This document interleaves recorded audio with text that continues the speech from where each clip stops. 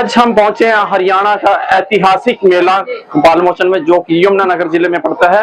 और तस्वीरों में देख सकते हो कि जो मेला है आज, जो कि दूसरा दिन है मेले का, मेला शुरू होगी। तो हम यहाँ के जो लोकल पत्रकार हैं यहाँ के, और बहुत ही चहेते बड़े, जिनका बड़ा प्लेटफॉर्म है यमुनानगर से, HR71 न्यूज के जो यहाँ पर ओनर हैं, वो आज उनसे बात करते हैं। क्योंकि ये यहाँ की जो लोकल चीजें हैं, जो यहाँ की ऐतिहासिक चीजें हैं, इनके बारे में यहाँ पर बात करें तो यही मतलब पूरी गहनता से इनसे जानकारी लेंगे। तो बात करते हैं तो हम संजीत सिंह से। तो संजीत जी, आज यहाँ पर जो मेला है, तो हर साल आप मेले को कवर करते हो, तो क्या कुछ मान्यता है यहाँ की? और क्या मान्यता बहुत है भाई साहब, एक वो तो बताएं कितनी सारी मान्यता है। यहाँ पे गुरु नानक देव जी आए थे, गुरु गोविंद सिंह जी आए थे। एक काम करते हैं, हम कहीं खड़े होकर बात करते हैं। तो बीड़ मोचन सरोवर पे गुरु गोविंद सिंह जी का वो है, क्या बोलते हैं, इतिहास। और गौ बच्छा पे, गौ बच्छा का इतिहास बहुत प्राचीन इतिहास है। संधू भाई अगर बताया जाए ना, गौ बच्छा घाट में क्या था। वैसे तो तुम्हें ना पंडित जी का इंटरव्यू लेना चाहिए मेरे हिसाब से, वो बताएंगे ज्यादा। बाकी मोटा मोटा मैं बता देता हूँ।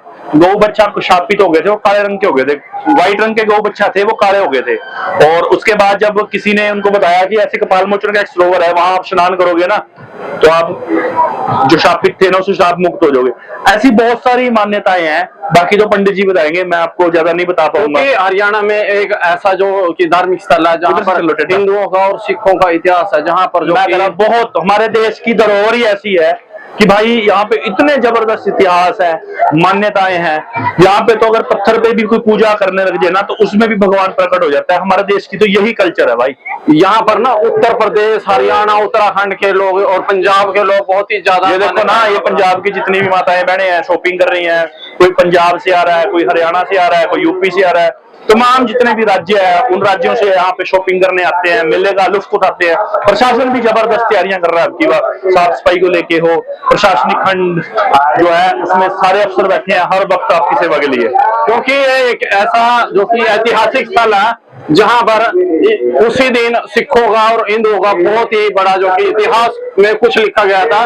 और क्योंकि जो अगर बात करें, यहाँ पर महाभारत का भी इतिहास है यहाँ पर, तो आपको पता ही है सारा। बाकी चलते अंदर, पंडित जी से इंटरव्यू करते हैं, वो बताएंगे ज्यादा। ठीक है। तो भगवान शंकर के मन में शंका हुई, दिए तो अभिमान वृद्धि करने, तो उन्होंने ब्रह्मा जी से ही क्यों ना पूछ लिया, ब्रह्मा जी से ही क्यों ना पूछ लिया भी सृष्टि की रचना आपने की, और आप जी यहाँ का वो अन्नदाता कौन है, संहार करता कौन है, भगवान शंकर ने।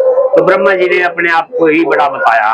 तो इस कारण भगवान शिव ने ब्रह्मा जी का देखा भी बड़े इतने अभिमान की बात क्यों कर रहे, तो उनके सर पे 5वां सर बकरे का उत्पन्न होने लग रहा था। अच्छा जी। तो भगवान शिव ने देखा भी ब्रह्मा जी के सर के ऊपर एक जानवर का सिर उत्पन्न होने लग रहा, और उनकी बुद्धि भी जानवर जैसी की हुई। तो इस कारण भगवान ने जो सर काटा ब्रह्मा जी का, तो भगवान शिव को ब्रह्म हत्या का दोष लगा।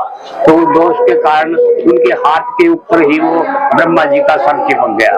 तो जब भगवान शंकर ने देखा कि मेरे को तो ये ब्रह्म हत्या का दोष लग गया, तो इसके निवारण के लिए क्या उपाय किया जाए। तो वो सीधे ही भगवान विष्णु के पास पहुंचे, उनसे आग्रह किया, ये ब्रह्म हत्या का दोष मेरे को लग गया, और मेरे हाथ के ऊपर ये ब्रह्मा जी का 5वां सर लग गया, तो इसको दूर करने का कोई उपाय बताओ। तो भगवान विष्णु ने कहा भी यहाँ तो स्वर्ग लोक है, पुण्य है न पाप है, ये सब कार्य पृथ्वी लोक के अंदर है, और वहां का निर्माण ब्रह्मा जी ने किया। तो भगवान शिव जो थे ब्रह्मा जी के पास आए, उनसे आग्रह किया भी ये ब्रह्म हत्या का दोष कहाँ दूर होगा। तो भगवान ब्रह्मा जी ने कहा भी आप सन्यासी का रूप धारण करो और पृथ्वी लोक के अंदर चले जाओ। वहां जो है सिंधु वन का जंगल है, ये पहले सारा सिंधु वन था, जंगल था यहाँ पे, जंगल सिंधु वन, कुरुक्षेत्र से आदिबद्री तक, इधर जमुना जी से मारकंडा तक, तो इसका 84 कोस का बीच है। तो जब भगवान ब्रह्मा जी ने भगवान शिव से कहा भी वहाँ सिंधु वन का जंगल है, उसके अंदर सोमचर नाम का तालाब है, वहां स्नान करने से ये पाप आपका मुक्त होगा। तो भगवान शिव सभी तीर्थों में स्नान करते फिरे। जब वो काशी जी के अंदर स्नान कराते भगवान शिव, तो वो ब्रह्म हत्या का दोष पीछे रहा था। जब वहां से चले वो, फिर उनके साथ साथ ब्रह्म हत्या का दोष फिर लग दिया। जब वो चलते चलते कुरुक्षेत्र के एरिया में पहुंचे, तो उन्होंने देखा पहले इसके अंदर 368 तीर्थ थे। तो भगवान शिव ने देखा भी यहाँ तो एक स्नान रोज किया तो 1 साल का कार्य 365 दिन होते हैं, 1 साल तो वही चला जाएगा। 1 साल तो ऐसे ही चला जाएगा जी। क्यों ना किसी गांव या नगरी के अंदर जाकर इस बात का पता किया जाए भी यहाँ सिंधु वन का जंगल कौन सा है। तो यहाँ पहले एक बड़ी नगरी थी जी, भद्रापुरी। भद्रापुरी इस नगरी के अंदर देव शर्मा नाम का ब्राह्मण था। उस ब्राह्मण के यहाँ ही एक गाय बच्चा था। तो भगवान को जब फिरते फिरते शाम में की कोई पता नहीं चला तो उन्होंने मन के अंदर विचार किया कि क्यों ना किसी गांव, क्यों ना किसी के घर आश्रय ले लिया जाए। तो भगवान उसी ब्राह्मण के घर चले गए जिसके यहाँ ये गाय बच्चा था। तो वहां जो रात को टिके, अर्धरात्रि का समय था, ये बच्चा अपनी माँ गाय से बात कर रहा था कि हे माता, ये जो ब्राह्मण है सवेरे मेरा नाक नुक छेदन करके और मेरे को हलों में जोतने का कार्य देगा। अगर ये ऐसा करेगा मैं तो सवेरे ही इसका बंद कर दूंगा, मार दूंगा। तो भगवान शिव भी सुनने में बैठे हुए। तो गौ माता ने कहा कि भगवान शिव पृथ्वी लोक के अंदर घूम रहे ब्रह्मा जी का दोष दूर करने के लिए। वो तो उनका दूर नहीं है, राम तो जानवर योनि के अंदर, तो बाहर कैसे होगा दूर। तो भगवान की वार्ता सुन रहे थे। तो बच्चा कहने लगा कि माता मैं जंगल नहीं, इसमें बहुत दूर तक निकल गया चढ़ते चढ़ते। तो इसके अंदर एक ऐसा सरोवर है जहाँ मैंने एक सन्यासी को स्नान करते देखा और उसकी ब्रह्म हत्या का दोष दूर होते देखा। अच्छा, अगर ऐसी बात हुई तो हम स्नान कर लेंगे वही।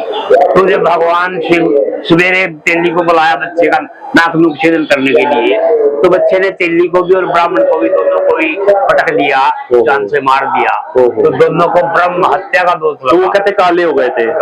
तभी से ये मंदिर भी तभी बना है। उस साइड से कहते हैं काले रंग के गाय बच्चा है जी, प्रवेश हुए थे, आकार दिखाया, प्रवेश हुए। तो इधर जो पहुंचे यहाँ ये 2 प्रतिमाएं बनाई गई हैं, ये उनकी व्हाइट गौ बच्चा की है जी। उसके बाद फिर भगवान शिव ने जो स्नान किया उनके हाथ से वो ब्रह्मा जी का कपाल मुक्ति हो गई। तब भी यानी कि उन्होंने इसका नाम सोमसर से बदलकर कपाल मोचन किया। कपाल नाम सर, मोचन नाम। क्या बात है। उसके बाद फिर राजा इंद्र आए यहाँ, क्योंकि उन्होंने भी 2 तपस्वी ब्राह्मणों के सर काट दिए थे अपने, यानी कि उनको घमंड था भी कभी मेरी ये राज्य न छीन ले तपस्या के बल पे। तो इस कारण जो काटे उनको भी ब्रह्म हत्या का दोष लग गया। अच्छा। तो उन्होंने भी फिर गुरु बृहस्पति के कहने से यहाँ आकर स्नान किया। तब ब्रह्मा जी उनका भी यानी कि राजा इंद्र का भी ब्रह्म हत्या का दोष दूर हुआ। उसके बाद भगवान श्री राम आए रावण को मारने के बाद। अनेकों देवी देवता आए, भगवान श्री कृष्ण आए पांडवों को लेकर, क्योंकि उनके सर ऋण लगा हुआ था महाभारत का। तो उसने स्नान किया सत्यनारायण में, तो उसका ऋण मोचन नाम पड़ा। उसके बाद फिर गुरु नानक देव जी, फिर गुरु गोविंद सिंह जी आए बखाड़ी साहब के लिए, वो भी 52 दिन यहाँ ठहरे। उन्होंने फिर यहाँ से 554 योद्धाओं को सरोपा भेंट किया और यहीं से नई पुरानी पगड़ियों का चमत्कार किया गुरु गोविंद सिंह। मतलब कि काफी इतिहास जुड़े हैं, काफी देवी देवताओं के इतिहास जुड़े हैं। हर देवी देवता परशुराम जी सभी। और ये गाय बच्चे की मूर्ति है, इसके ऊपर कुछ भी सुख लिया। अच्छा, मैं वही पूछने जा रहा था कि उस टाइम तो चलो हत्यावध के लोग दोष मुक्त होने के लिए आते थे, लेकिन आज के कलयुग में लोग आते हैं वो किस मन्नता को मान के आते हैं? क्या जैसे कि किसी को संतान लिया है, अच्छा, जैसा कि किसी को धन की कमी है, जैसा कि किसी को कर्जा चढ़ गया, जैसा कि किसी को ब्रह्म हत्या दोष, पितृ दोष, गौ हत्या दोष, सभी दोषों के निवारण। तो उसके लिए प्रॉपर कार्तिक मास की पूर्णिमा की रात को स्नान करना होता है, कभी भी कर सकते हैं? ये तो तीर्थ है जी, कभी भी स्नान कर सकते हैं। मतलब फल उतना ही प्राप्त होगा, फल उतना ही प्राप्त होगा। ये तो एक पर्व मनाया जाता है, जैसे कि गुरु नानक देव जी का जन्मदिन गुरु गोविंद सिंह जी ने यही मनाया कार्तिक पूर्णिमा को। तो उसी उसमें ये हर साल चलता रहा है। तो मतलब कि बात करें अगर मेले में तो श्रद्धालु आते ही आते हैं। हाँ। आम दिनों में भी लोगों का आना जाना लगा रहता है। 12 महीने चल रहता है जी इसमें। हाँ। और 12 महीने ही साफ सफाई का कार्य रहता है और 12 महीने ही तो थोड़ी बहुत संगत चलती रहती है। तो अब की बार मेला ये कितने दिन तक चलने वाला? आज 12 तारीख हो चुकी है, कब तक रहेगा? ये 17-18 तक चलेगा। 17-18 तक। तमाम जितने भी भक्तजन और श्रद्धालु आपको देख रहे हैं उनसे कुछ अपील करेंगे कि वो जल्दी से जल्दी यहाँ पर दर्शन प्राप्त करें और जो भी मनोकामनाएं हो इसी मंदिर में पूरी हो जाएंगे। सारे तीर्थ एक बार, कपाल मोचन बार बार। क्या बात है। ये एक जो यहाँ का कहावत भी है कि सारे तीर्थ बार बार, कपाल मोचन एक बार क्यों?